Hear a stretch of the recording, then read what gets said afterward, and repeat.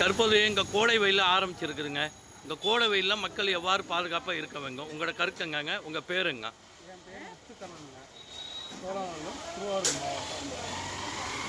இந்த கோடை வெயிலில் 10 மணிக்கு மேலே வெளில வர்றது, பிள்ளைங்களை அழைச்சிட்டு வர்றது அவாய்ட் பண்ணணும்.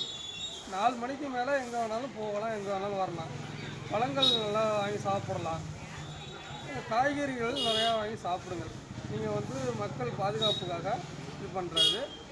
நீங்கள் 4 மணிக்கு அப்புறம் குழந்தைகள் நீங்கள்லாம் வெயிலில் 100 டிகிரிக்கு மேலே வெயில் அடிக்குன்றதுனால நீங்கள் 4 மணிக்கு மேலே வெளில வர்றது நல்லது, உங்களுக்காக சேஃப்டி.